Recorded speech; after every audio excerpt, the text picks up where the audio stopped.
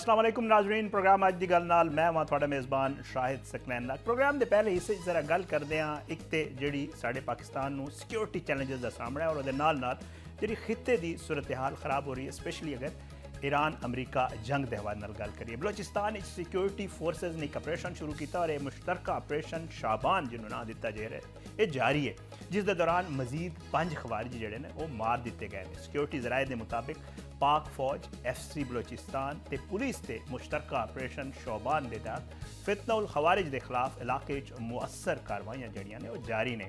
Security forces वालों जमीनी ते फजाई कार्रवाइयां के दौरान खवारिज नूं निशाना बनाया जा रहा है। ताज़ा कार्रवाइयां दे विच मजीद 5 खवारिज जड़े ने वो मारे गए हैं, जिस तो बाद ऑपरेशन शोबान के दौरान मारे गए दहशतगर्दां की जिहड़ी गिनती है वो 76 तक पुज गई। सिक्योरिटी जराए के मुताबिक 5 जुलाई तो हुण तक ऑपरेशन शोबान ते जिहड़े बाकी इंटैलीजेंस बेस्ड ऑपरेशनस ने और जिहड़ियां कार्रवाइयां कीतियां गई ने उहदे विच कुल तकरीबन 114 के करीब खारजी जड़े ने वो जहन्नम वासिल होए। सिक्योरिटी फोर्सेस का कहना है कि बलोचिस्तान आखिरी दहशतगर्द के खात्मे तक ऑपरेशन शोबान जड़ा है वो जारी रहेगा। वफाकी वज़ीर दाखिला मोहसिन नकवी ने बलोचिस्तान जोड़े फितना और हिंदुस्तान के दहशतगर्दों के खिलाफ कामयाब ऑपरेशन शोबान उत्ते सिक्योरिटी फोर्सेस नूं खराज तहसीन पेश किया। उन्होंने आख्या कि पाक फौज FC बलोचिस्तान ते पुलिस का जोड़ा मुश्तरका ऑपरेशन है ये जिहड़ी खवारजियां दे हलाकतां हो रहे हैं उहदे उत्ते असीं फोर्सेस साडे जिहड़े ने वो सलाम दे मुस्तहिक ने। वज़ीर दाखिला ने दहशतगर्दां दे खिलाफ मुअस्सर ज़मीनी ते फजाई कार्रवाइयां उत्ते सिक्योरिटी फोर्सेस की पेशावराना सलाहियतें की तारीफ की है। उन्होंने आख्या कि वतन अजीज़ तो फितना और हिंदुस्तान के दहशतगर्दां के मुकम्मल खात्मे तक ये जंग जारी रहेगी। बलोचिस्तान का अमन तबाह करने वालों जो इबरत का निशान बनाया जा रहा है तो पूरी कौम सिक्योरिटी फोर्सेस के नाल खड़ी है। मोहसिन नकवी ने अपने बयान में यह भी कहा कि ऑपरेशन शोबान के जोड़े बाकी इंटैलीजेंस बेस्ड ऑपरेशन हो रहे हैं उन्होंने हुण तक तकरीबन 114 के करीब जोड़ा है वो खवारजी उन्होंने जन्म हासिल होए ने और इस गल का सबूत है कि साडियां सिक्योरिटी फोर्सेस इंतहाई मुतहरिक पेशावराना तौर पर जोड़ा है वो चौकस ते हर वक्त जोड़े चौकस ने। बलोचिस्तान की धरती उत्ते खून बावण वाले दहशतगर्द किसी भी रियायत के मुस्तहिक नहीं। बलोचिस्तान के जिला वाशक एक बड़ा अफसोसनाक वाक़या पेश आया जिहदे विच जिहड़ा है नामालूम मुसल्ला अफराद ने फायरिंग की है, जिहदे विच पंजाब नाल ताल्लुक रखने वाले 5 गरीब मजदूर जिहड़े वो जां बाक हुए हैं। पुलिस के मुताबिक हमलावर ने दुकानों उत्ते फायरिंग करने तो बाद मौका तो ये जिहड़े बुजदिल दहशतगर्द सन फरार हो गए, जदों कि हुकूमत बलोचिस्तान ने वाक़े का नोटिस लैंदे होए शफाफ तहकीकात ते मुलजमां की फौरी गिरफ्तारी का हुक्म भी दिता। पुलिस जराए के मुताबिक जोड़ा है वो गुज़श्ता रोज़ बलोचिस्तान के जिला वाशक के इलाके माशकेल नामालूम मुसल्ला अफराद ने दुकानों उत्ते बैठे हुए लोगों के उत्ते अंधाधुंध जो फायरिंग की है, जिस के नतीजे 5 बंदे जोड़े ने मौके उत्ते जां भाग हुए हैं और जोड़े जां भाग होने वाले सन उन्होंने मोहम्मद बिलाल, मोहम्मद हसन, मोहम्मद कदीर, मोहसिन ते बिलाल शामिल सन। पुलिस का कहना है कि जां भाग होने वाले 5 अफराद जोड़े सन उन्होंने ताल्लुक पंजाब नाल सी और मुख्तलिफ इलाकों तो पंजाब के मुख्तलिफ इलाकों के ताल्लुक रखते सन और मुसल्ला अफराद ने उस टाइम इन्होंने निशाना बनाया जिथे इन्होंने दुकानों के उत्ते ये लोग मजदूर के तौर पर काम कर रहे सन। दूजे पासे हुकूमत बलोचिस्तान के तर्जमान शाहिद रिंद ने इस वाक़े की शदीद मजम्मत करते हुए आख्या कि माशकेल फायरिंग नाल 5 अफराद की जान जाना जोड़ा है वो नहायत अफसोसनाक ते काबिल मजम्मत वाक़या है। उन्होंने कहा कि हुकूमत बलोचिस्तान ने फौरी तौर पर वाक़े का नोटिस लेंदे हुए शफाफ ते गैर जानिबदाराना तहकीकात का हुक्म दे दिता है। शाहिद रिंद के मुताबिक मासूम ते बेगुनाह शहरियों के कत्ल च मुलविस अनासर कानून की गिरफ्त तो नहीं बच सकते। कानून नाफिज करने वाले इदारियां मुलजमान की फौरी गिरफ्तारी ते उन्होंने कानून के मुताबिक सज़ा दिलावन की हिदायत भी जारी की गई। तर्जमान हुकूमत बलोचिस्तान ने कहा कि हुकूमत मुतासरा खानदाना के दुख च बराबर की शरीक है तो उन्होंने हर मुमकिन ताउन फराहम किया जाएगा। ये तो मामला चल रहा साडे मुल्क ये दहशतगर्दी का जोड़ा चैलेंज है जोड़ा अफरीत है ये निबट रहे हैं साडे सिक्योरिटी फोर्सेस ते नाल खित्ते की सिचुएशन भी जी है वो खराब होती जा रही है। अमरीका तो ईरान के दरमियान जी जारी जंग है वो इंतहाई खतरनाक रुख अख्तियार कर चुकी है तो दोवां मुल्कों ने एक बार फिर एक दूजे से फौजी ठिकाने उत्ते दावा किया जा रहा है कि उन्होंने हमले किए हैं तो हुण तक जोड़ा है वो सब तो वड्डे हमले अमरीका दावा कर रहा है कि उन्हें ईरान से किए हैं।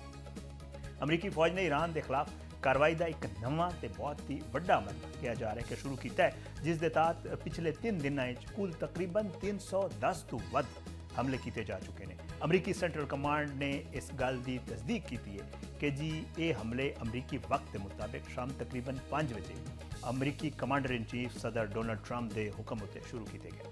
अमरीकी फौज के मुताबिक सदर ट्रंप ने ईरानी फौज को दुनिया के सामने जवाबदेह ठहराने लई ये हमले शुरू करने का हुक्म दिता सी तां जो ईरान वालों आम बहरी जहाज़ों ते मलाह नूं जिहड़ा निशाना बनाया गया उसकी सलाहियत नूं कमज़ोर किया जा सके ते अपनाए हुरमज़ विचों गुजरन वाले जहाज़ों का रस्ता महफूज बनाया जा सके। ईरानी मीडिया के मुताबिक इन्हां अमरीकी हमलों तो बाद ईरान के अहम साहली शहर जिहड़ा है बंदर अब्बास, जजीरा कशम, सिरक ते जासिक विच निहायत जोरदार धमाकियां दी आवाज़ां भी सुनिया गई। अमरीकी फौज ने इस जंग विच पहली बारी लड़ाका तैयारियां ते बहरी जहाज़ों के नाल वो खुदकुश ड्रोन भी जिहड़ा है उन्हां दा इस्तेमाल किया जिहड़े कि हवा ते समंदर आप ही जाके खुदकुश ड्रोन होंदे ने वो धमाका करते हैं। इन्हां दी मदद नाल ईरान के फौजी रडारां, मिज़ाइल निज़ामां ते जिहड़े छोटे जंगी कश्तियां ने उन्होंने निशाना बनाया गया। ईरान के सूबा खोजिस्तान के डिप्टी गवर्नर वलीउल्लाह हयाती के मुताबिक अमरीकी फोर्सेज ने इन्हों के सूबे के 8 मकामात उत्ते जड़ा है और रात के अंधेरे बंबारी की है। उन्हें अफसोस जाहिर करते हुए कहा कि माशेर इलाके खेतों को पानी फराहम करने वाले सरकारी वाटर पंपिंग स्टेशन उत्ते अमरीकी प्रोजेक्टाइल लगन नाल उत्थे मौजूद एक चौकीदार जड़ा है वो भी जाँ बाक हो गया, जदों कि 4 और अफराद जड़ा है वो जख्मी हुए हैं जिन्होंने इलाज लिए हस्पताल मुंतकिल कर दिता गया। दूजे पासे ईरान ने भी इन अमरीकी हमलों का सख्त जवाब देते हुए खिते मौजूद अमरीकी फौजी अड्डियां उत्ते मिज़ाइल ते ड्रोन हमले किए। ईरानी न्यूज़ एजेंसी नोर के मुताबिक ईरानी फौज के पासदारान इनकलाब ने खिते मौजूद दुश्मन के अड्डियां उत्ते वसी पैमाने उत्ते हमले किए हैं। ईरानी पासदारान इनकलाब ने अपने अलग अलग बयानात यह दावा किया कि उन्होंने उर्दन के प्रिंस हसन एयरबेस उत्ते मजाल हमले दागे तो उत्थे मौजूद अमरीकी तेल के गोदामां ते बारूद के जखीरे नूं अग ला दी, जदों कि बहरैन के शेख ईसा एयरबेस उत्ते भी हमले करके अमरीकी फौज के हैलीकाप्टरां ते ड्रोन कंट्रोल रूम नूं भी निशाना बनाया गया। ईरानी खबर असा एजेंसी के मुताबिक कुवैत विच होए हमले जिहड़ा है उहदे दौरान ईरानी बैलिस्टिक मिज़ाइल अमरीकी ATAC MS मिज़ाइल सिस्टम उत्ते लग्या, जिसके नतीजे 3 अमरीकी फौजी जिहड़ा है वो हलाक हुए हैं। इसराइली सिक्योरिटी इदारियां के अंदाजे के मुताबिक जिहड़ा है अमरीका ते ईरान विच जिहड़ी जारी सफारती कोशिशां सन उहदे बावजूद हतमी मुआहदे तक पहुँचने के इम्कानात बहुत घट हो गए हैं। इसराइली मीडिया के मुताबिक इस खदशे के पेश नज़र इसराइली फौज ने अपने जोड़े अस्करी तैयारियां ने उन्होंने मजीद तेज़ी ले आंदी है। ईरान के खिलाफ मुमकिना कार्रवाई के मनसूबियां होर वसी कर दिता गया। इसराइली मीडिया ते सिक्योरिटी हुकाम के हवाले नाल रिपोर्ट आ रही है कि हालिया फौजी कशीदगी ते दोवां मुल्कां विच हमलियां के तबादले तो बाद वाशिंगटन ते तहरान विच मुज़ाकरात की कामयाबी के इम्कानात ना होने के बराबर हो गए। रिपोर्ट के मुताबिक इसराइली फौज मुसलसल ऑपरेशनल मनसूबों उत्ते काम कर रही है तो ईरान के अंदर मुमकिना अहदाफ की फहरिस्त भी अपडेट की जा रही है तां जो सियासी फौजी कार्रवाई का फैसला किया जा सके, सियासी क्यादत जी फौजी कार्रवाई का फैसला कर सके या ईरान वालों बराह रास्त हमले होवे तो फौरी जवाब दिता जा सके। जराए के मुताबिक इसराइली हुकाम का कहना है कि ईरान वालों होने वाले किसी भी हमले का जवाब बड़े पैमाने उत्ते दिता जाएगा तो इस सिलसिले अमरीका नाल करीबी राबता बरकरार रखा गया है। इसराइली अखबार मारिफ ने अपनी रिपोर्ट में दावा किया है कि फौज ने ईरान के बुनियादी ढांचे उत्ते वसी हमलों का मनसूबा तैयार कर लिया है। इन्होंने मनसूबों तेल ते गैस के तनसीबात, बिजली घर, सनती मराकज़ ते नकलो हमल के जोड़े अहम नैटवर्क ने वो मुमकिना अहदाफ शामिल हो सकते हैं जिन्होंने पिछलियां कार्रवाइयां के दौरान निशाना नहीं बनाया गया सी।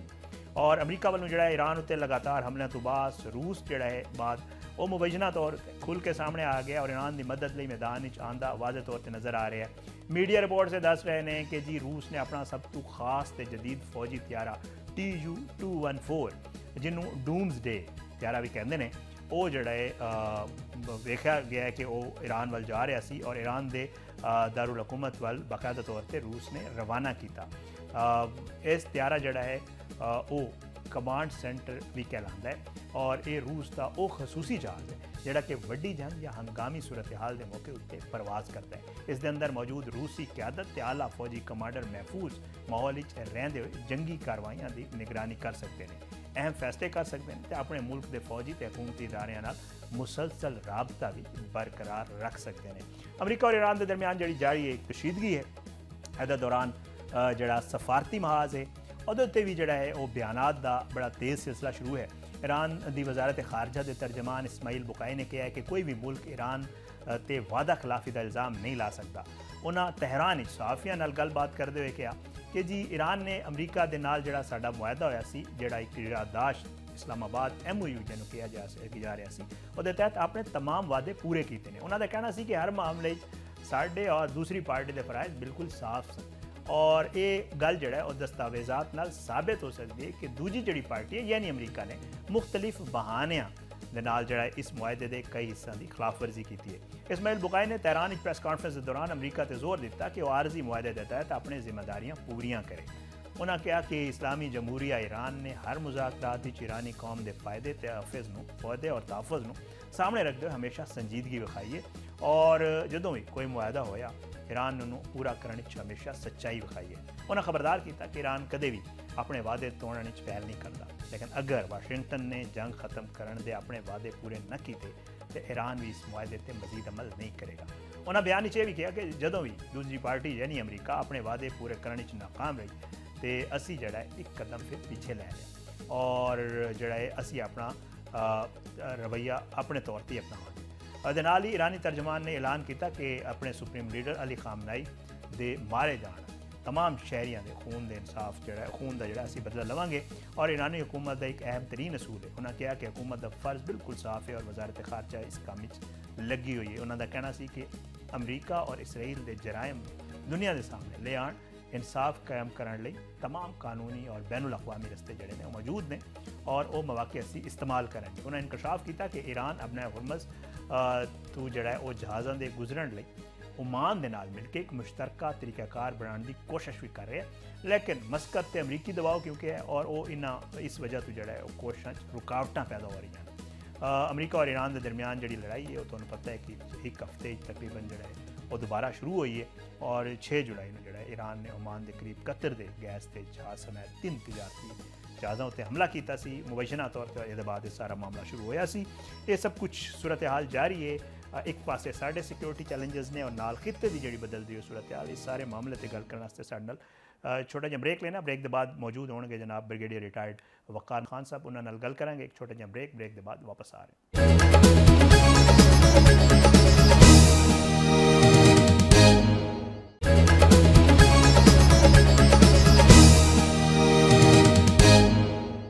वेलकम बैक नाजरीन। प्रोग्राम ਦੇ इस गल करने ब्रिगेडियर रिटायर्ड वकार खान साहब ਨਾਲ बहुत बहुत शुक्रिया सर, ਤੁਸੀਂ प्रोग्राम में शिरकत की। सब तो पहला ਸਾਡੇ मुल्क की ਜਿਹੜੇ सिक्योरिटी की सिचुएशन है ऑपरेशन शाबान भी जारी है, किस तरह वेख रहे हो ये ਜਿਹੜਾ एक पैटर्न है स्पेशली हमला करने का, ये ਜਿਹੜੇ जितने भी दहशतगर्द आ रहे हैं और क्या लगता है कि जितने ये हमले हो रहे हैं इन्हों के पीछे किस किस्म के अवामिल ने ਜਿਹੜੇ असरअंदाज हो रहे हैं? बहुत शुक्रिया मेहरबानी की प्रोग्राम पर इनवाइट किया। आई थिंक अगर देखा जाए तो एक बेसिकली तो एक कौन है जिसे फंडिंग जी दिल्ली तो हो रही है और उससे एक बड़े बददिमाग किस्म के लोग बैठे हैं दोवल जे ते मोदी के वो मेनली फंडिंग कर रहे हैं और ठीक। कुछ भी रिपोर्ट्स हैं कि हुण जिहड़ी इनकी फादरलैंड है इन्हां ब्राह्मणों की वो मैदान च वो भी काफ़ी आई थिंक स्पेशली मीडिया के थ्रू जी, जी। डिस्कोर्स के थ्रू ते पैसा ला रहे हैं। बाकी सुपर प्रॉक्सी जिहड़ी आई थिंक कल भी डिस्कशन हुई थी वो अफगानिस्तान बैठी तालिबान रही है ते अगे फिर दो इन्हों दी एंटिटियां एक फितल हिंदुस्तान ते एक फितल फौरज जी मेनली बलोचिस्तान ते केपी नूं टारगेट कर रही है। फिर अल्लाह के फजल नाल सोशल मीडिया ते तुसीं देखिआ कि ठीक तूफान है। बदतमीजी बर्पा होंदा है ਉਹਦੇ ਵਿੱਚ ਆਪਣੇ ਵੀ ਕੁਝ ਲੋਕ हैं ਜਿਹੜੇ ਬਾਹਰ यूट्यूबर बैठे हैं ਤੇ ਫਿਰ भारतीय मीडिया ਤੇ ਨਾਲ ਆ ਜਾਂਦਾ ਤੁਹਾਡਾ ਸੋਸ਼ਲ ਮੀਡੀਆ ਜਿਹੜਾ ਕਾਬਲ ਤੋਂ ਆਪਰੇਟ ਕਰ ਰਿਹਾ ਤੇ ਮੇਨਲੀ ਇਹ ਜਿਹੜੀ ਸਟਰਕਚਰ ਹੈ। ਬਾਕੀ ਅਗਰ ਤੁਸੀਂ ਦੇਖੋ ਇਹਦੇ ਵਿੱਚ ਹੁਣ ਜਿਹੜਾ सही। ਆਪਰੇਸ਼ਨ ਸ਼ਬਾਨ ਸ਼ੁਰੂ ਹੋਇਆ ਇਹ ਸਮਝ ਲਓ ਕਿ ਟਿਪ ਆਫ ਦੀ ਆਈਸ ਹੋ ਗਿਆ, ਹਾਲੇ ਹਰ ਚੀਜ਼ ਸਾਹਮਣੇ ਨਹੀਂ ਆਈ। ਇਹ ਸਮਝ ਲਓ ਬਿਲਕੁਲ ਸਟਾਰਟ ਹੈ ਔਰ ਸਟਾਰਟ ਵਿੱਚ ਦੇਖਿਆ 2-3 ਦਿਨ ਆਈ ਥਿੰਕ ਜਿਹੜਾ ਪ੍ਰੋਗਰਾਮ ਹੋਇਆ ਉਹਦੇ ਵਿੱਚ 100 ਤੋਂ ਜ਼ਿਆਦਾ ਇਹਨਾਂ ਦੇ ਦਹਿਸ਼ਤਗਰਦ ਭੜਕਾਏ ਗਏ। ਹੁਣ there is a decision by the state of Pakistan ਜਿਹਦੇ ਪੋਲੀਟੀਕਲ ਲੀਡਰਸ਼ਿਪ ਤੇ ਮਿਲਟਰੀ ਲੀਡਰਸ਼ਿਪ ਤੇ जी, जी। ਬਲੋਚਿਸਤਾਨ ਦੀ ਲੀਡਰਸ਼ਿਪ ਹੈ ਉਹਦੇ ਵਿੱਚ ਫਰੰਟੀਅਰ ਕੋਰ ਹੈ ਪਾਕਿਸਤਾਨ ਆਰਮੀ ਇੰਟੈਲੀਜੈਂਸ ਹੈ ਤੇ ਨਾਲ ਅਵਾਮ ਬੇਸਿਕਲੀ ਬਲੋਚਿਸਤਾਨ ਦੇ ਅਵਾਮ ਹਨ ਕਿ ਉਹ ਹੁਣ 2026 ਜਿਹੜਾ ਨਾ ਇਨਸ਼ਾਅੱਲਾ ਤਾਲਾ ਇਹ ਟੋਟਲ ठीक। ਸਮਝ ਲਓ ਫੈਸਲਾ ਕੁਨ ਸਾਲ ਔਰ ਇਹਨਾਂ ਦੀ ਲੀਕ ਨਹੀਂ ਕੀਤੀ ਜਾਏਗੀ, ਜੜ ਤੋਂ ਖੜਿਆ ਜਾਏਗਾ ਤੇ ਨਾਲ ਜਿਹੜੇ ਇਹਨਾਂ ਦੇ ਬੈਕਰਸ ਹਨ, ਚਾਹੇ ਉਹ ਦਿੱਲੀ ਤੋਂ ਹੋਣ ਜੀ ਤੇ ਚਾਹੇ ਕਾਬੁਲ, ਉਹਨਾਂ ਦਾ ਵੀ ਖਾਤਰਖਾਹ ਬੰਦੋਬਸਤ ਹੋਏਗਾ। ਹੋ ਸਕਦਾ ਹੈ ਸਟੇਜ ਤੇ अगर बाहर नहीं आते तो military operation across the border जाएगा, पाकिस्तान ऑलरेडी पहले कर चुका है। अफगानिस्तान के अंदर सूरत हाल की गल बड़ी थोड़ी होंगी है, बहुत बुरे हालात ने। BBC की रिपोर्ट वेख लो, अपन बच्चियां वेच रहे हैं जो अफगान मजबूर होए थे अगर दो बेटे ठीक तो है। दो बेटियां तो बेटियां वेच के खर्चा पूरा कर रहे। बाकी नॉर्थ अफगानिस्तान बहुत जी ज़्यादा जी यूरस से रात से काबुल के अंदर भी हमले हो रहे हैं। तो ये हुण जिहड़ी रजीम है सही जिन्हों का हुण देखिया DNA मिल गया जाके ब्राह्मणों के नाल, विच इज़ वेरी इंटरस्टिंग कि एक पास क्लेम कर रहे असं बुत सिकन महमूद गजनी की औलाद हाँ, हालांकि महमूद गजनी तुर्क थी, ठीक है, तो दारुखलाफा गजनी जरूर सी। ते ਉਹਨੇ ਕੀ ਕੀਤਾ ਜਾ ਕੇ ਸੋਮਨਾਥ ਦੇ ਬੁੱਤ ਤੋੜੇ ਤੇ ਇਹ ਹੁਣ ਜਾ ਕੇ ਅਗਰ ਬੁੱਤ ਪ੍ਰਸਤਾਂ ਦੇ ਕਦਮਾਂ 'ਚ ਬਹਿ ਕੇ ਕਮਨ ਜੀ ਇਸ ਇਲਜ਼ਾਮ ਦੇ ਠੇਕੇਦਾਰ ਤੇ ਇਹ ਹੁਣ ਸਮਝ ਲਓ ਕਿ basically they are totally out of the game. ਜੋ ਹਰਕਤਾਂ ਕਰ ਰਹੇ ਮਜ਼ਦੂਰਾਂ ਤੇ ਹਮਲੇ ਸੌਫਟ ਟਾਰਗੇਟ ਨੂੰ ਅੰਗੇਜ ਕਰਨ ਦੀ ਕੋਸ਼ਿਸ਼ ਕਰ ਰਹੇ ਤੇ ਇਨਸ਼ਾਅੱਲਾ ਤੁਸੀਂ ਦੇਖੋਗੇ ਜਿਹੜਾ ਮਿਲਟਰੀ जी ਆਪਰੇਸ਼ਨ ਹੈ ਉਹ ਪਿਕਅਪ ਕਰੇਗਾ। ਇਹਦੇ 'ਚ ਮੈਸਿਵ ਫੋਰਸ ਯੂਜ਼ ਹੋ ਰਹੀ ਹੈ, ਬੜੀ ਅੱਛੀ ਕੋਆਰਡੀਨੇਸ਼ਨ ਹੈ ਬਿਟਵੀਨ ਦੀ ਆਰਮੀ, ਫਰੰਟੀਅਰ ਕੋਰ ਹੈ, ਉਸ ਤੋਂ ਬਾਅਦ ਤੁਹਾਡੀ ਬਲੋਚਿਸਤਾਨ ਦੀ ਪੁਲਿਸ ਹੈ, ਲੈਵੀਜ਼ ਹਨ, ਔਰ ਆਵਾਮ ਹੀ ਹਨ। ਹੁਣ ਤੁਸੀਂ ਦੇਖਿਆ ਸ਼ਹੀਦ ਮੈਂਗਲ ਸਾਹਿਬ ਨੇ ਜਿਸ ਤਰੀਕੇ ਨਾਲ ਫਾਈਟ ਕੀਤਾ ਹੈ, ਜਿਸ ਤਰ੍ਹਾਂ ਰਈਸਾਨੀ ਸਾਹਿਬ ਦੇ ਸਾਹਿਬਜ਼ਾਦੇ ਹਨ, ਉਹ ਬੜਾ ਜ਼ਬਰਦਸਤ ਆਈ ਥਿੰਕ ਰੋਲ ਪਲੇ ਕਰ ਰਹੇ ਨੇ, ठीक ਸ਼ਫਾਤ ਬੁੱਟੀ ਸਾਹਿਬ ਹਨ। ਤੇ ਇਨਸ਼ਾਅੱਲਾ ਤੁਸੀਂ ਦੇਖੋਗੇ ਇੱਕ ਚੀਜ਼ ਦੀ ਕਮੀ ਜੇ ਡਿਸਕਸ ਕਰਾਂਗੇ ਕਿ ਜਿਹੜੀ ਪੋਲੀਟੀਕਲ ਲੀਡਰਸ਼ਿਪ ਤੇ ਵਿਦਿਨ ਬਲੋਚਿਸਤਾਨ ਜਿਹੜੇ MNA MP ਤੇ ਸੈਨੇਟਰਸ ਨੇ, ਹਮੇਸ਼ਾ ਮੇਰਾ ਗਿੱਲਾ ਰਿਹਾ ਕਿ ਹੁਣ ਉਹਨੂੰ ਫਰੰਟ ਤੇ ਆਉਣਾ ਚਾਹੀਦਾ। ਇਹ ਜਿਹੜੀ ਕਹਿ ਲਓ ਕਿ ਕਾਈਂਡ ਆਫ ਹਿਪੋਕ੍ਰੇਸੀ ਨੂੰ ਖਤਮ ਕਰਨ, ਬਿਕੋਜ਼ ਉਹਦੇ ਚ ਨੂਨ ਲੀਗ ਦੀ ਰਿਪਰੈਜ਼ੈਂਟੇਸ਼ਨ ਹੈ, ਇਸ ਤੋਂ ਬਾਅਦ ਪੀਪਲਸ ਪਾਰਟੀ ਹੈ, ਜਿਵੇਂ ਕਿ ਰਮਾਇ ਇਸਲਾਮ ਹੈ, ਆਜ਼ਾਦ ਉਮੀਦਵਾਰ ਹਨ, ਸਾਰੇ ਪਾਕਿਸਤਾਨੀ ਤੇ ਬਲੋਚ ਹਨ ਜਾਂ ਪਸ਼ਤੂਨ ਹਨ ਬਲੋਚਿਸਤਾਨ ਦੇ, ਉਹਨਾਂ ਨੂੰ ਹੁਣ ਮਿਲ ਕੇ ਸਾਹਮਣੇ ਆਉਣਾ ਪਏਗਾ ਫਿਜ਼ੀਕਲੀ ਵੀ ਤੇ ਮੀਡੀਆ ਤੇ ਵੀ, ਔਰ ਆਪਣੇ ਆਵਾਮ ਨਾਲ ਜਾ ਕੇ ਰਾਬਤਾ ਕਰਨ। ਔਰ ਇਨਸ਼ਾਅੱਲਾ ਦੇਖੋ ਆਵਾਮ ਨਾਲ ਹੋਏਗੀ ਤੇ ਇਹ जी just matter of 6 month. Brigade ਸਾਹਿਬ, ਭਾਰਤ ਔਰ ਅਫਗਾਨਿਸਤਾਨ ਦਾ ਕਿਹਾ ਜਾਂਦਾ ਹੈ ਕਿ ਜੀ ਉਹ ਜਦੋਂ ਵੀ ਕੋਈ ਹਮਲਾ ਹੁੰਦਾ, ਜ਼ਾਹਿਰੀ ਗੱਲ ਹੈ ਪਿੱਛੇ ਸਹੂਲਤਕਾਰੀ ਵੀ ਹੁੰਦੀ, ਮਦਦ ਵੀ ਹੁੰਦੀ। ਜਿਹੜੇ ਹਾਲੀਆ ਹਮਲੇ ਨੇ ਸਪੈਸ਼ਲੀ ਅਗਰ ਇਹਨਾਂ ਦੀ ਗੱਲ ਕਰੀਏ ਔਰ ਆਪਰੇਸ਼ਨ ਸ਼ਾਬਾਨ ਜਿਹੜਾ ਜਾਰੀ ਹੈ, ਇਹਦੇ ਵਿੱਚ ਕਿਸ ਕਿਸਮ ਦੀ ਮਦਦ ਜਿਹੜਾ ਹੈ ਅਫਗਾਨਿਸਤਾਨ ਦੀ ਤਰਫ ਕੋਲ ਔਰ ਭਾਰਤ ਦੀ ਤਰਫ ਕੋਲ ਇਹਨਾਂ ਦਹਿਸ਼ਤਗਰਦਾਂ ਨੂੰ ਹਾਸਿਲ ਹੈ? आई थिंक तीनों डोमेन एक तो देखो ना, ये चीज़ फाइनेंस के बगैर तो नहीं चलती। मनी जी लॉन्ड्रिंग होके आंदा पैसा, कुछ जो दोस्त ममालिक थ्रू भी आई थिंक साइफन होंगे। बाकी आ जाती है नारकोटिक्स के वेपन सपोर्ट है, एमिनेशन है, असला गोला बारूद है, टेक्नोलॉजी का ठीक यूज़ भी है। देखा कि रुडिमेंटरी के ड्रोन भी आते हैं। तो फिर आ जाती है इन्हों की प्लानिंग, बेसिकली ये प्लानिंग सपोर्ट कह लो। और दो चीज़ां, एक तो मिलिट्री उन्होंने जी लेट्स जी जो विंग्स हैं उन्होंने प्लानिंग है, उन्होंने लॉजिस्टिक है, किस तरह मूव करना है, किस तरह पेनिट्रेट करना है, छुपना है, खाना पीना। तो फिर आ जाती है इंफॉर्मेशनल डोमेन या लेट्स से जो मीडिया का माहौल, इससे काफ़ी ज़्यादा सपोर्ट है, चाहे गोदी मीडिया होवे चाहे काबल का मीडिया होवे। तो ये सारा मिल के ही चलता है। और इसी तरीके नाल इसको डिफीट करने वास्ते जी स्ट्रैटजी है पाकिस्तान की, ठीक मिलिट्री है। स्ट्रैटजी है, फिर भी इकनॉमिक स्ट्रैटजी स्ट्रैंगुलेट किया जाएगा, स्पेशली जो बेस है अफगानिस्तान। फिर डिप्लोमैटिकली असी फाइट करना है उन्होंने reason, by and large Pakistan की गल सुनी जा रही। इस तरीके नाल इसकी इंटरनेशनली उठाया जाएगा। और भारत के अंदर भी बड़ा आई थिंक सूरज है, और भारत इंशाल्लाह सिविल वॉर होने सही जा रहे हैं, तो उसको पाकिस्तान को एक्सेंचुएट करना चाहिए, चाहे खालिस्तान की मूवमेंट हो, चाहे मणिपुर नागालैंड की आज़ादी की मूवमेंट है, मकबूजा कश्मीर की है, साउथ इंडिया में इस तरह गोरखालैंड है, बेशुमार मूवमेंट है, नजलाइट हैं। तो हूँ तुम देखोगे इंशाल्लाह ताला सारे जो कार्ड सामने आएंगे, तो दोनों रजीम दिल्ली तो काबुल समझ आ जाएगी। ਬ੍ਰਿਗੇਡ ਸਾਹਿਬ, ਇੱਕ ਵੱਡਾ ਫੈਕਟਰ ਜਿਹੜਾ ਹੈ ਉਹ ਇੱਕ ਬਿਆਨੀਆ ਵੀ ਹੈ। ਤੁਹਾਨੂੰ ਪਤਾ ਹੈ ਕਿ ਉੱਥੇ ਜਿੰਨੇ ਵੀ ਜਮਾਤਾਂ ਨੇ, ਜਿਹੜੇ ਕਿ ਖਲਾਦਮ ਜਮਾਤਾਂ, BLA ਜਾਂ ਦੂਜੇ ਜਿੰਨੇ ਵੀ ਨੇ, ਉਹ ਕਹਿੰਦੇ ਨੇ ਕਿ ਜੀ ਬਲੋਚਿਸਤਾਨ ਦੇ ਹਕੂਕ, ਔਰ ਉਹ ਨੌਜਵਾਨਾਂ ਨੂੰ ਵਰਗਲਾਉਂਦੇ ਨੇ। ਤੁਹਾਨੂੰ ਪਤਾ ਹੈ, ਨਜ਼ਰ ਵੀ ਆਉਂਦਾ ਹੈ ਜਿਹੜੇ ਪੜ੍ਹੇ ਜਾਂਦੇ ਨੇ, ਦਹਿਸ਼ਤਗਰਦ ਦੱਸਦੇ ਨੇ ਕਿ ਕਿਸ ਤਰ੍ਹਾਂ ਵਰਗਲਾਇਆ ਜਾਂਦਾ ਹੈ। ਅਤੇ ਇਹ ਦੱਸੋ ਕਿ ਇਹਨੂੰ ਕਿਸ ਤਰ੍ਹਾਂ ਡੀਲ ਕੀਤਾ ਜਾ ਸਕਦਾ ਹੈ ਕਿ ਜਿਹੜਾ ਬਿਆਨੀਆ ਬਣਾ ਕੇ ਬਾਕਾਇਦਾ ਤੌਰ 'ਤੇ ਸਿਕਿਉਰਿਟੀ ਇਦਾਰਿਆਂ ਦੇ ਖਿਲਾਫ, ਆਪਣੇ ਮੁਲਕ ਦੇ ਖਿਲਾਫ ਜਿਹੜਾ ਹੈ ਨੌਜਵਾਨਾਂ ਨੂੰ ਵਰਗਲਾ ਰਹੇ ਨੇ? आई थिंक एक गवर्नमेंट का आई थिंक बड़े अच्छे तो कंसिस्टेंट आगाज क्योंकि जी जी बलुस्तान तो स्टार्ट होया, डेफिनेटली कुछ ग्रीवेंसेस होंगे, उन्होंने एड्रेस किया जा सकता है। इसका रिसोर्सेज रेकॉर्ड है कि गोल्ड प्रोडक्शन भी 25% बलुस्तान का हिस्सा है गवर्नमेंट का, और इंशाल्लाह ताला खर्च किया। बाकी मैसिव डेवलपमेंट हो रही है, ठीक आर्मी होगी, फ्रंटियर कोर अपने तय कर रहे हैं, लेकिन इसके अलावा जो इंफ्रास्ट्रक्चर डेवलपमेंट है, रोड वगैरह का नेटवर्क है, फिर universities and medical college and technology के जी इंस्टीट्यूट हैं। इस तरीके नाल ओवरऑल देखो, मैं तो 4 दफ़ा सर्व किया फ्रॉम कैप्टन टू ब्रिगेडियर, और बड़ी इंपॉर्टेंट जगह असाइनमेंट्स सन मेरे को। ਬਲੂਚਿਸਤਾਨ ਵਿੱਚ ਆਪਰੇਸ਼ਨ ਤੋਂ ਰਿਲੇਟਡ। ਤੇ ਵੀ ਨੋ ਇਟ ਕਿ ਅੰਦਰ ਖਾਨੇ ਜਿੱਦਾਂ ਸ਼ੋਰ ਸ਼ਰਾਬਾ ਹੈ। ਹੁਣ ਤੁਸੀਂ ਅਖਤਰ ਮੈਂਗਲ ਸਾਹਿਬ ਦੇਖਿਆ ਕੱਲ ਜਾ ਕੇ ਕੀ ਝਾੜ ਰਹੇ ਸਨ। ਭਾਈ ਇਹਨਾਂ ਦਾ ਇੱਕ ਟੈਰਰਿਜ਼ਮ ਵਿੱਚ ਇਨਵੋਲਡ ਪੂਰੀ ਇੱਕ ਠੀਕ ਹੈ। ਲਸ਼ਕਰ ਬਲੂਚਿਸਤਾਨ ਚਲਾਉਂਦਾ ਹੈ। ਤੇ ਇਹ ਜਾ ਕੇ ਹੁਣ ਫਿਰ ਆਗਾਜ਼ ਜੋ ਬਲੂਚਿਸਤਾਨ ਦੇ ਜੀ ਖੂਬ ਦੀ ਜੀ ਗੱਲ ਕਰ ਰਹੇ ਨੇ ਕੋਲ ਆਪ ਪੁੱਛੇ ਵੀ ਤੁਸੀਂ ਜਿਹੜੇ ਅਰਬਪਤੀ ਹੋਏ ਹੋ, ਤੁਸੀਂ ਜਦੋਂ ਨਿਕਲਦੇ ਹੋ 600 ਲੈਂਡ ਕਰੂਜ਼ਰਾਂ ਦਾ ਸਹੀ ਕਾਨਵਾਈ ਹੁੰਦਾ ਹੈ। ਇੰਡਸਟਰੀ ਵੇਖ ਲਓ ਜਿਹੜਾ ਚਾਹੇ ਉਹ ਬੇਸਿਕਲੀ ਕਰਾਚੀ ਹੈ ਜਾਂ ਕਰਾਚੀ ਨਾਲ ਐਡਜਸਟਡ ਇਲਾਕੇ ਨੇ ਇੰਡਸਟਰੀ ਬਲੂਚਿਸਤਾਨ ਦੇ, ਇਹਨਾਂ ਦੀ ਆਪਣੀ ਇੰਡਸਟਰੀਆਂ ਹਨ। ਇਹਨਾਂ ਨੇ ਕੀ ਕੰਟਰੀਬਿਊਸ਼ਨ ਕੀਤੀ? So that's why I feel ਕਿ ਇਹਦਾ ਸ਼ੋਰ ਹੋਗਾ ਜ਼ਿਆਦਾ ਹੈ। ਬਲੂਚਿਸਤਾਨ ਨੂੰ I think in terms of resources ਜਿਹੜਾ ਹੈ, ਆਪਣੇ ਤੋਂ ਜ਼ਿਆਦਾ ਹਿੱਸਾ ਮਿਲ ਰਿਹਾ ਹੈ। ਪੰਜਾਬ ਨੇ ਕੰਟਰੀਬਿਊਟ ਕੀਤਾ ਇਹਦੇ ਵਿੱਚ, ਸਾਡੀ ਗਵਰਨਮੈਂਟ ਨੇ ਕੀਤਾ ਹੈ। ਬਾਕੀ ਇਹ ਵੇ ਕਿ ਕਿਆ ਜਿਹੜੇ ਸੋ ਕਾਲਡ ਡਿਜੀਟਲ ਸਰਦਾਰ ਬਣ ਚਾਹੇ ਬ੍ਰਹਮਦਾ ਬੁਕਤੀ ਹੈ ਜਾਂ ਹਰਯਾਰ ਮਰੀ ਹੈ, ਇਹਨਾਂ ਦੀ ਕੀ ਕੰਟਰੀਬਿਊਸ਼ਨ ਹੈ? ਬਾਹਰ ਜਾ ਕੇ ਵਾਈਨ ਐਂਡ ਜੀ ਡਾਈਨ ਕਰ ਰਹੇ ਨੇ, ਇਹਨਾਂ ਕੋਲ ਸੁਪਰ ਯੈਟਸ ਹਨ, ਪ੍ਰਾਈਵੇਟ ਜੱਟਾਂ ਦੇ ਸਫ਼ਰ ਕਰਦੇ ਨੇ ਤੇ ਯਾਸ਼ੀ ਕਰਦੇ ਨੇ। ਤੇ ਇੱਥੇ ਜਿਹੜਾ ਹੈ ਬਲੋਚ ਬੱਚੇ ਨੂੰ ਸਾਹਮਣੇ ਲਾਏ ਇਹਨਾਂ ਨੇ। ਤੇ ਮੇਰੇ ਖਿਆਲ ਵਿੱਚ ਇਹਦੇ ਵਿੱਚ ਡਕੋਸਤਾ ਜ਼ਿਆਦਾ ਹੈ। ਬਾਕੀ ਡੈਫੀਨਿਟਲੀ ਉਹਨੂੰ ਇਨਕਰੀਜ਼ ਕੀਤਾ ਜਾ ਸਕਦਾ। ਇਹਨਾਂ ਦੇ ਕੋਟਾਜ਼ ਹਨ, ਮੇਨ ਸਟ੍ਰੀਮਿੰਗ ਤੁਸੀਂ ਕਰਨੀ ਹੈ। ਬਲੋਚ ਬੱਚੇ ਦੇਖ ਲਓ, ਚਾਹੇ ਉਹ ਸਪੋਰਟਸ ਦਾ ਮੈਦਾਨ ਹੋਵੇ, ਬੇਸ਼ੁਮਾਰ ਨੇ ਕਾਮਯਾਬੀਆਂ ਹਾਸਿਲ ਕੀਤੀਆਂ। ਠੀਕ ਸਪੇਸ ਟੈਕਨੋਲੋਜੀ 'ਚ ਲੋਕ ਗਏ ਨੇ, ਇਸ ਤਰੀਕੇ ਨਾਲ ਸਿਵਲ ਸਰਵਿਸਿਜ਼ 'ਚ, ਬਿਊਰੋਕਰੇਸੀ 'ਚ, ਆਰਮੀ 'ਚ ਹੈ, ਉਹ ਠੀਕ ਸਾਲ ਤੱਕ ਪਹੁੰਚੇ ਨੇ। ਤੇ ਇਨਸ਼ਾਅੱਲਾ ਤਾਲਾ ਦੇਖੋਗੇ ਚੀਜ਼ਾਂ ਬਿਹਤਰੀ ਵੱਲ ਜਾਣਗੀਆਂ। ਬਾਕੀ ਸਿਰਫ ਜਿਹੜੀ ਕਮੀ ਹੈ ਉਹ ਹੈ ਵੀ ਜਿਹੜੇ ਇਹਨਾਂ ਦੇ ਆਪਣੇ ਰਿਪਰੈਜ਼ੈਂਟੇਟਿਵ ਹਨ ਵਿਦਨ ਬਲੂਚਿਸਤਾਨ, ਕਿ ਉਹਨਾਂ ਨੇ ਹੁਣ ਅੱਗੇ ਆ ਕੇ ਇਸ ਚੀਜ਼ ਨੂੰ ਲੈ ਕੇ ਚੱਲਣਾ ਹੈ। ਸਭ ਤੋਂ ਬਿਹਤਰੀਨ ਤਰੀਕਾ ਇਹ ਹੈ। ਦੂਸਰਾ, ਮੀਡੀਆ ਦਾ ਡਿਸਕੋਰਸ ਇਸ 'ਤੇ ਹੋਣਾ ਚਾਹੀਦਾ, ਜ਼ਰੂਰ ਡਿਸਕਸ਼ਨ ਹੋਵੇ, ਬਲੂਚਿਸਤਾਨ 'ਤੇ ਗੱਲ ਹੋਣੀ ਚਾਹੀਦੀ ਹੈ। ਜਾਂ ਜਿੱਥੇ ਜਿੱਥੇ ਸਮਝ ਲਓ ਕਮੀਆਂ ਹੈ ਉਹਨਾਂ ਨੂੰ ਪੂਰਾ ਕੀਤਾ ਜਾ ਸਕਦਾ ਹੈ। ਅਦਰਵਾਈਜ਼ ਕਿੰਨੀ ਜ਼ਿਆਦਾ ਆਬਾਦੀ ਨਹੀਂ, ਟੋਟਲ 1 ਕਰੋੜ ਦੀ ਆਬਾਦੀ ਹੈ। ਉਹਦੇ ਵਿੱਚ ਤੁਸੀਂ ਡਿਸਟ੍ਰੀਬਿਊਸ਼ਨ ਕਰ ਲਓ, ਜੀ ਜਿਵੇਂ 42% ਪਸ਼ਤੂਨ ਹਨ, ਤੇ ਬ੍ਰਾਹਵੀ 24% ਬਲੋਚ ਹਨ, ਫਿਰ ਕੁਝ 7% ਨਸਰਾਨੀ ਹਨ। ਸਾਰੀ ਕਮਿਊਨਿਟੀ ਨੂੰ ਤੁਸੀਂ ਲੈ ਕੇ ਚੱਲਣਾ ਹੈ ਤੇ ਇਨਸ਼ਾਅੱਲਾ ਤਾਲਾ ਕਾਮਯਾਬੀ ਆਏਗੀ। ਹੁਣ ਇਹ 2026 ਡੈਫੀਨਿਟਲੀ ਡਿਸਾਈਡਡ ਹੈ ਕਿ ਇਹਨਾਂ ਨੂੰ ਡਿਫੀਟ ਕੀਤਾ ਜਾਏਗਾ। C-Tech 2 ਨੇ ਲਾਂਚ ਹੋਣਾ ਹੈ।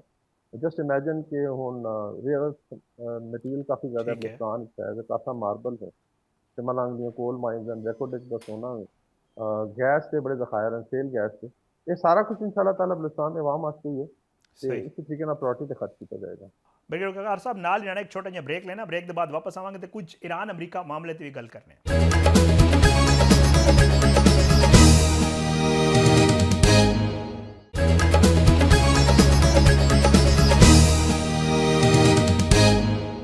ਵੈਲਕਮ ਬੈਕ ਨਾਜ਼ਰੀਨ, ਸਾਡੇ ਨਾਲ ਮੌਜੂਦ ਨੇ ਬ੍ਰਿਗੇਡੀਅਰ ਰਿਟਾਇਰਡ ਵਕਾਰ ਖਾਨ ਸਾਹਿਬ। ਅਸੀਂ ਗੱਲ ਕਰ ਰਹੇ ਹਾਂ ਈਰਾਨ ਅਮਰੀਕਾ ਮਾਮਲੇ ਤੇ। ਬ੍ਰਿਗੇਡੀਅਰ ਸਾਹਿਬ ਦੱਸੋ, ਇਹ ਜਿਹੜੀ ਮੌਜੂਦਾ ਸੂਰਤ ਹਾਲ ਹੈ ਕਿਹੜੇ ਪਾਸੇ ਜਾਂਦੀ ਨਜ਼ਰ ਆ ਰਹੀ ਹੈ? ਜੰਗ ਲੱਗ ਰਹੀ ਹੈ ਜਾਂ ਮੁਜ਼ਾਕਰਾਤ ਹੋਣਗੇ? ਇਹ ਮਾਮਲਾ ਇसी तरह जारी रहेगा, छोटी मोटी लड़ाई नाल मुज़ाकरात? ਤੁਹਾਨੂੰ ਕੀ ਲੱਗ ਰਿਹਾ ਸਰ? ये देखो हतमी तौर पे कहना काफी मुश्किल हो गया। देखो ये भी एक ट्रायंगल है और जी एक अनस्टेबल ट्रायंगल है। तो कौन अगर देखो एक सिरे जो ट्रंप बैठे हैं, एक कोने नतनयाहू, एक कोने जड़ा ईरान है। ईरान के अंदर फिर थोड़ा जिहा मैनूं नजर आया कि आया दूसरी जो एलिमेंट्स ਉਹਦੇ ਵਿੱਚ ਤੁਸੀਂ ਕਹਿ ਲਓ ਕੁਝ ਟ੍ਰਿਗਰ ਹੈਪੀ ਐਲੀਮੈਂਟ। ठीक ਹੁਣ ਜਿਹੜੇ ਇਹਨਾਂ ਨੇ ਅਟੈਕ ਕੀਤੇ ਸ਼ਿਪ ਦੇ ਉੱਤੇ, ਮਤਲਬ ਕਤਰ ਦਾ ਸ਼ਿਪ ਹੈ ਜਿਹੜਾ, ਉਹਨਾਂ ਦਾ ਦੋਸਤ ਮੁਲਕ ਹੈ, ਉਹ ਉਹਨਾਂ ਨੂੰ ਟੌਪ 'ਚ ਹੈਲਪ ਕਰ ਰਿਹਾ। ਸਾਊਦੀ ਅਰੇਬੀਆ ਦਾ ਸ਼ਿਪ ਸੀ, ਇਸ ਤਰੀਕੇ ਨਾਲ ਸਿੰਗਾਪੁਰ ਦਾ। जी जी ਫਰਜ਼ ਕਰੋ ਤੁਸੀਂ ਕਰਨਾ ਹੀ ਤੇ ਕਰੋ ਟਾਰਗੇਟ ਦੀ ਅਮਰੀਕਨ ਸ਼ਿਪਿੰਗ ਨੂੰ ਕਰੋ, ਇਜ਼ਰਾਈਲੀ ਸ਼ਿਪ ਨੂੰ ਕਰੋ ਜਾਂ ਇਜ਼ਰਾਈਲ ਨੂੰ ਹਿੱਟ ਕਰੋ। ਤੇ ਇਹ ਥੋੜਾ ਜਿਹਾ ਇਹ ਟ੍ਰਾਇੰਗਲ ਬੜੀ ਇੰਬੈਲੈਂਸ ਹੈ ਔਰ ਪਾਕਿਸਤਾਨ ਦੀ ਬੜੀ ਹਿੰਮਤ ਹੈ ਕਿ ਦੋਸਤ ਮਮਾਲਿਕ ਦੀ ਇਸ ਇੰਬੈਲੈਂਸ ਟ੍ਰਾਇੰਗਲ ਨੂੰ ਲੈ ਕੇ ਚੱਲ ਰਹੇ ਥੱਲੇ। ਫਿਰ ਤੁਸੀਂ ਦੇਖੋ ਇਸ ਟ੍ਰਾਇੰਗਲ ਥੱਲੇ ਕਿ 6-7 ਮਮਾਲਿਕ ਹਨ, ਜਾਂ ਤਾਂ ਡਾਇਰੈਕਟਲੀ ਇੰਪੈਕਟਡ ਹਨ ਜਾਂ ਇਨਡਾਇਰੈਕਟਲੀ। ਮਸਲ ਜਾਰਡਨ ਹੈ ਵੇ, ਇਸ ਤੋਂ ਬਾਅਦ ਗਲਫ ਕੋਆਪਰੇਸ਼ਨ ठीक है। ਕਾਉਂਸਲ ਹੈ, ਫਿਰ ਤੁਹਾਡੇ ਹਿਜ਼ਬੁੱਲਾ ਹੈ ਲਬਨਾਨ ਵਿੱਚ, ਫਿਰ ਹੂਥੀਜ਼ ਹਨ। ਤੇ ਮਤਲਬ ਇਹ ਐਕਚੁਅਲੀ ਇੱਕ ਰੀਜਨਲ ਫਰੇਮਵਰਕ ਹੈ ਤੇ ਉਹਦੇ ਸ਼ਰਾਰਤ ਦਾ ਚਾਂਸ ਵੀ ਰਹਿੰਦਾ, ਸਪੋਇਲਰਸ ਦਾ ਵੀ। ਤੇ ਮੀਡੀਆ ਤੇ ਹੋਰ ਡਿਸਕੋਰਸ ਹੁੰਦਾ। ਟਰੰਪ ਸਾਹਿਬ ਵੀ ਡੇਲੀ ਬੜਕ ਮਾਰ ਦਿੰਦੇ ਨੇ। ਤੇ ਇਸ ਵਾਸਤੇ I think it's a complicated situation. ਅਗਰ ਇਹ ਖੁਦਾ ਨਾ ਖਾਸਤਾ सही ਸਪਿਲ ਓਵਰ ਕਰਦੀ ਹੁਣ ਫਰਦਰ, ਕਿਉਂਕਿ 3 ਦਿਨ ਤੋਂ ਤੁਸੀਂ ਦੇਖਿਆ ਸ਼ੂਟਿੰਗ ਲੜਾਈ ਸ਼ੁਰੂ ਹੋ ਗਈ, ਤੇ ਫਿਰ ਦੇਰ ਆ ਚਾਂਸਸ ਖੁਦਾ ਨਾ ਖਾਸਤਾ ਕਿ ਅਮਨ ਜਿਹੜਾ ਪਿੱਛੇ ਰਹਿ ਜਾਏਗਾ ਤੇ ਇੱਕ ਰੀਜਨਲ ਲੜਾਈ ਸ਼ੁਰੂ ਹੋ ਜਾਏਗੀ, ਉਹਦੇ ਸਾਰਾ ਨੁਕਸਾਨ ਪਾਕਿस्तान को बोलता हूँ। दूसरा है कि they come back to negotiating table.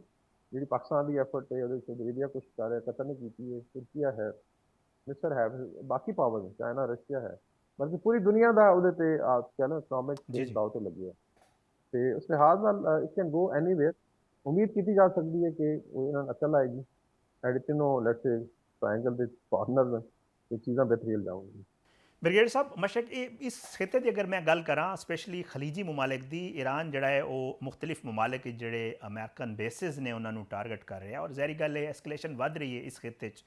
ਤੇ ਇਹ ਜਿਹੜਾ ਖਲੀਜੀ ਮਮਾਲਿਕ ਨਾਲ ਈਰਾਨ ਦਾ ਤਾਲੁਕ ਹੈ ਜਾਂ ਈਰਾਨ ਦੀ ਜਿਹੜੀ ਇੱਕ ਪੇਸ਼ਕਦਮੀ ਹੈ ਜਾਂ ਉਹਨੂੰ ਤੁਸੀਂ ਕਹੋ ਜਿਹੜੇ ਹਮਲੇ ਕਰ ਰਹੇ ਹੈ, ਕਿੰਨਾ ਇੱਕ ਅਸਰ ਪਵੇਗਾ ਈਰਾਨ ਦੇ ਜਿਹੜੇ ਤਾਲੁਕਾਤ ਨੇ ਸਪੈਸ਼ਲੀ ਇਹਨਾਂ ਗਲਫ ਸਟੇਟਸ ਦੇ ਨਾਲ, ਉਹਦੇ ਤੇ ਕਿੰਨਾ ਇੱਕ ਅਸਰ ਤੁਹਾਨੂੰ ਲੱਗ ਰਿਹਾ ਹੈ ਕਿ ਉਹ ਮੁਸਤਕਬਲ ਵਿੱਚ ਪੈ ਸਕਦਾ? ਬਹੁਤ ਵੱਡਾ ਚੈਲੰਜ ਦੇਖੋ ਨਾ ਜੀ, ਹੁਣ ਮੈਂ ਸਿਰਫ ਸਾਊਦੀ ਅਰਬ ਦੀ ਪੋਜੀਸ਼ਨ ਤੁਹਾਨੂੰ ਦੱਸਦਾ, ਠੀਕ। ਤੁਹਾਨੂੰ ਸਾਡਾ ਮੁਆਹਦਾ डिफेंस एग्रीमेंट है, साड़ी कमिटमेंट है हरमैनिस हुसैन की हिफाजत, सारी फोर्सेस डिप्लॉयड हैं।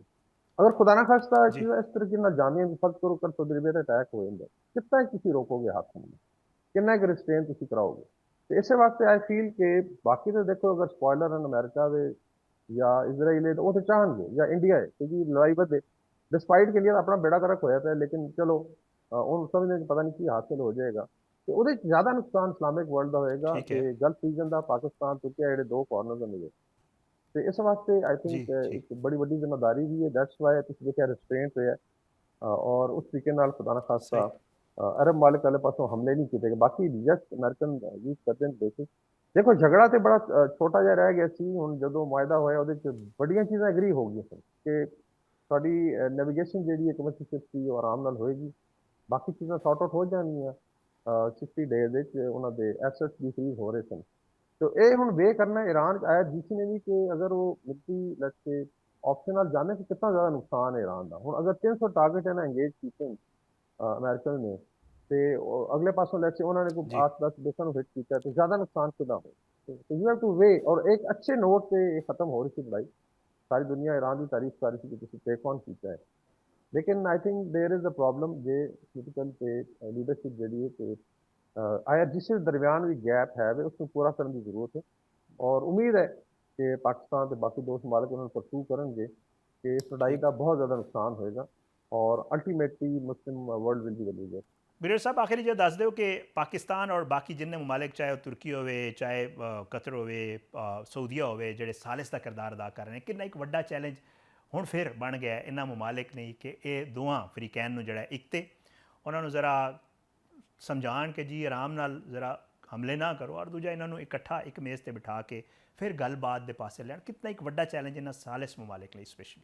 ਐਫਰਟ ਤੇ ਬੜੀ ਹੋਈ ਤੇ ਇਹ ਲਾਸਟ 3 ਡੇਜ਼ ਨੂੰ ਤੁਸੀਂ ਕੱਢ ਦਿਓ ਪਿੱਛੇ ਜਿੰਨਾ ਵੀ ਸੀ ਉਹਦੇ ਤੁਸੀਂ ਦੇਖਿਆ ਕਿ ਇੱਕ ਰਿਪੋਰਟਮਾ ਨਜ਼ਰ ਆਇਆ, ਕਿਉਂਕਿ ਦੋ ਬੜੇ ਮਮਾਲਿਕ ਨੇ ਰੀਜਨ ਵਿੱਚ ਸਾਊਦੀ ਅਰਬੀਆ ਤੇ ਈਰਾਨ ਜਿਹੜਾ ਇਹਨਾਂ ਦਰਮਿਆਨ ਬੜਾ ਅੱਛਾ ਪੈਚਅਪ ਕਰਾਇਆ ਗਿਆ। ਈਵਨ ਯੂਏਈ ਨੂੰ ਕਨਵਿੰਸ ਕੀਤਾ ਗਿਆ ਕਿ ਤੁਸੀਂ ਥੋੜਾ ਰਿਸ਼ਤੇ ਰੱਖੋ। ਕਤਰ ਦਾ ਤੁਸੀਂ ਵੇਖ ਲਓ ਕਿ ਉਹਨਾਂ ਦੀ ਸ਼ਿਪ ਤੇ ਅਟੈਕ ਹੋਇਆ ਤੇ ਅਗਲੇ ਦਿਨ ਦੇ ਵਰ ਦੇਅਰ ਇਨ ਈਰਾਨ। तो दिस इज द सीरियसनेस। और अगर लेट्स से मिसकैलकुलेट कर दिया IRGC तो फिर I think that will become very very difficult. कितना तुम रिस्ट्रेन करोगे जो थोड़े खाते हमला होता है इरिस्पेक्टिव ऑफ उसके बेसिस अगर हैं। तो इस वास्ते मैं कहना कि तीन जो ट्रायंगल के कॉर्नर इंतहाई I would say unstable. That's why structure हाथ पाना अमन की मेहर से लेना ये ऑलरेडी बड़ा बड़ा कारनामा सी। तो एफर्ट है definitely Pakistan last ditch effort करेगा इस तरीके नाल। बाकी मुआलिक ਦਾ ਬੜਾ ਵੱਡਾ ਰੋਲ ਰਿਹਾ ਹੈ ਇਸ ਤਰੀਕੇ ਨਾਲ ਮਿਸਰ ਹੈ, ਕਤਰ ਹੈ, ਸਾਊਦੀ ਅਰੇਬੀਆ ਹੈ ਤੇ ਉਮੀਦ ਕੀਤੀ ਜਾ ਸਕਦੀ ਹੈ ਕਿ through media discourse through diplomatic engagement ਸਮਝਾਇਆ ਜਾਏ ਕਿ ਗੁਰੇਜ਼ ਕਰਨ, ਰਿਸਟ੍ਰੇਂਟ ਰੱਖਣ, ਥੋੜਾ ਬਹੁਤ ਬਰਦਾਸ਼ਤ ਕਰਨ। ਇਨਸ਼ਾਅੱਲਾਹ ਤਾਲਾ ਅੱਗੇ ਫਿਊਚਰ ਬਹੁਤ ਬ੍ਰਾਈਟ ਹੈ ਤੇ ਉਮੀਦ ਹੈ ਕਿ ਇਹਦੇ ਲੈਟਸ ਸੇ ਕਾਮਯਾਬ ਹੋ ਜਾਏਗੀ ਰੀਜਨ ਤੇ ਪਾਕਿਸਤਾਨ।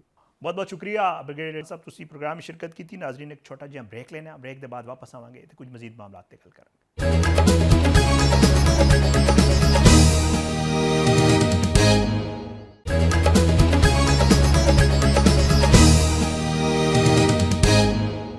वेलकम बैक नाजरीन। और प्रोग्राम के आखिरी से गल करने विफाकी आईनी अदालत ने एक फैसला दिता है और बड़ा साढ़े तो स्पेशली जो इस्लामाबाद रहने वाले लोग ने उन्होंने बड़ा इंटरस्ट है वो है कि विफाकी आईनी अदालत ने पीर सुहावा जो कायम मुनार रेस्टोरेंट से उन्होंने ढाण बारे जो सुप्रीम कोर्ट का फैसला से उन्होंने कलदम करार दे दिता है। अदालत ने CDA तो मैट्रोपोलीटन कारपोरेशन के अपीलां मंजूर करते हुए हुक्म ने इम्तना भी खत्म कर दिता है जोड़ा पहले जारी किया गया सी। वफाकी आईनी अदालत ने यह कहा कि जमीन की मालकीयत बारे जोड़ा फैसला है वो ट्रायल कोर्ट्स अदालती ऑब्जरवेशन तो मुतासर होए बगैर करनगे, जदों कि इंतजामी मामलात बारे फैसला मुतलका रेगुलेटरी इदारे करनगे। अदालत ने ट्रायल कोर्ट्स को हिदायत की कि वह मुतलका मुकदमे के फैसले जल्द अज जल्द मुकम्मल करन।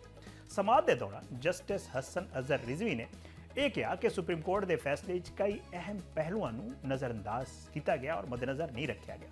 उन्होंने कहना सी कि केस दायर करन या नज़रसानी की दरखास्त बारे सख्त रवैया अख्तियार किया गया, पर अदालत जज्बात के बजाय कानून के मुताबिक फैसला करेगी। ਵਕੀਲ ਅਹਿਸਨ ਮੋੜ ਨੇ ਅਦਾਲਤ ਦੀ ਕਾਰਵਾਈ ਦੀ ਤਾਰੀਫ ਕੀਤੀ, ਜਿਸ ਉੱਤੇ ਜਸਟਿਸ ਹਸਨ ਅਜ਼ਹਰ ਰਿਜ਼ਵੀ ਨੇ ਆਖਿਆ ਕਿ ਅਦਾਲਤ ਵਿੱਚ ਤਾਰੀਫਾਂ ਦੇ ਬਜਾਏ ਸਿਰਫ ਉਹ ਹੀ ਹੁਕਮ ਦਿੱਤਾ ਜਾਏਗਾ ਜਿਹੜਾ ਸਮਾਅਤ ਦੇ ਦੌਰਾਨ ਸਾਹਮਣੇ ਆਏ।